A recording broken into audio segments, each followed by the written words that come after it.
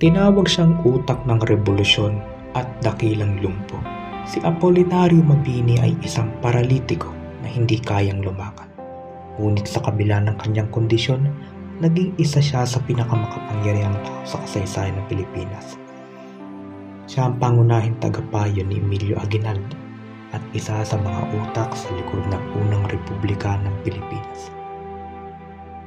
Pero matapos ang revolusyon laban sa Espanya, ano nga ba nangyari kay Apolinario Mabini?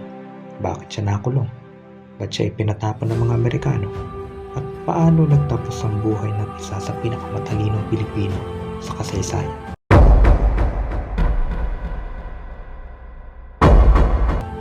Noong 1898, matapos talunin ng Estados Unidos ang Espanya sa Pilipinas, idineklara ni Emilio Aguinaldo ang kalayaan ng bansa.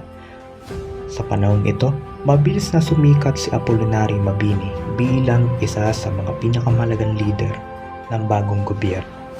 Kahit hindi siya makalakad dahil sa sakit na polio, kinilala siya dahil sa kanyang talino. Siya ang nagsulat ng maraming mahalagang dokumento ng gobyerno. Naging pangunahing tagapayo siya ni Aguinaldo at siya rin ang nagsilbing unang punong ministro o prime minister ng Republika ng Pilipinas. Dahil dito, tinawag siya ng ilan bilang brains of the revolution.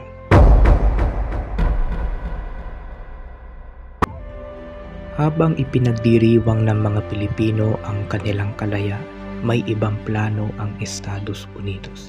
Sa halip na kilalanin ang kasarinlan ng Pilipinas, nais nilang sakupin ang bansa.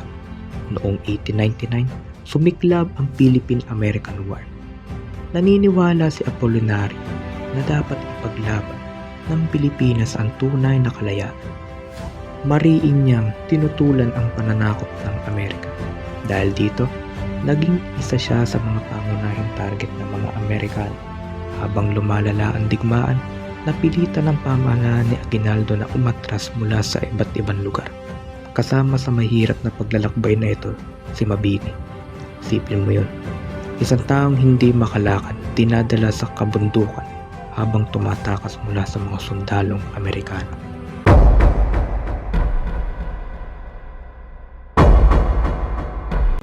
Noong 1901, muling pinilit ng mga Amerikano ang mga Pilipinong leader na manumpa ng katapatan sa Estados Unidos. Marami ang sumang-ayon, ngunit si Mabini ay tumanggi. Para sa kanya, hindi maaaring ipagpalit ang kalayaan ng bayan. Dahil dito, ipinatapon siya sa isla ng Guam kasama ng iba pang mga Pilipino. Tumangging sumuko. Sa Guam, malayo siya sa kanyang pamilya, mga kaibigan at sa bansang kanyang ipinaglaban. Ngunit kahit nasa pagpapatapon, patuloy siyang nagsulat tungkol sa kalayaan at pagmamahal sa bayan. Doon niya sinulat ang ilan sa kanyang pinakakilalang mga akda.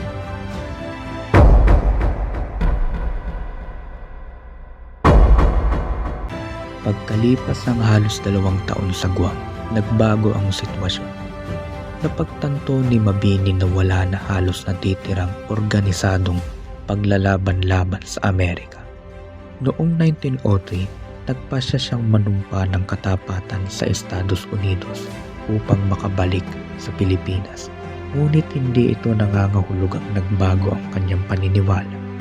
Sa kanyang mga sulatin, malinaw na ipinakita niyang mahal pa rin niya ang kalayaan ng Pilipinas. Kapayapaan na walang kalayaan. Para sa kanya, ang pinakamahalaga ay ang kapakanan ng sambayanang Pilipino. Para sa bayan. Pagbalik niya sa Pilipinas, sinalubong siya bilang isang bayani. Marami pa rin ang humahanga sa kanyang talino at katapangan. Tulungan siya. Pareho pa rin naman ang ating layunin. May iba pa ba tayo magagawa? Paano ang kayabangan niya? Nasubukan mo na bang huliin ang hangin?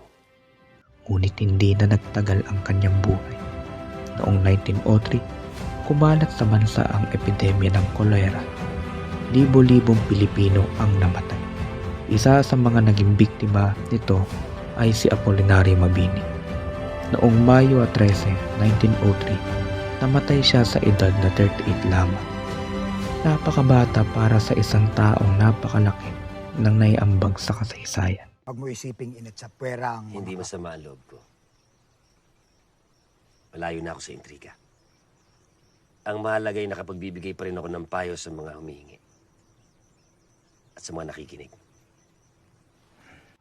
Bagamat maikli ang kanyang buhay, hindi kailanman namatay ang kanyang mga ideya. Hindi siya naging general sa digmaan, hindi siya nanguna sa mga labanan, at hindi siya humawak ng armas. Ngunit sa pamagitan ng kanyang talino, prinsipyo, at pagmamahal sa bayan, naging isa siya sa pinakamahalagang bayani ng ating bansa. Hanggang ngayon, si Apolinario Mabini ay nananatiling simbolo ng katapatan, karunungan at tunay na pagmamahal sa kalayaan. At marahil, ang pinakamalaking pamana niya ay ang paalala na ang lakas ng isang tao ay hindi nasusukat sa kanyang katawan, kundi sa kanyang paninindigan at pagmamahal sa bayan.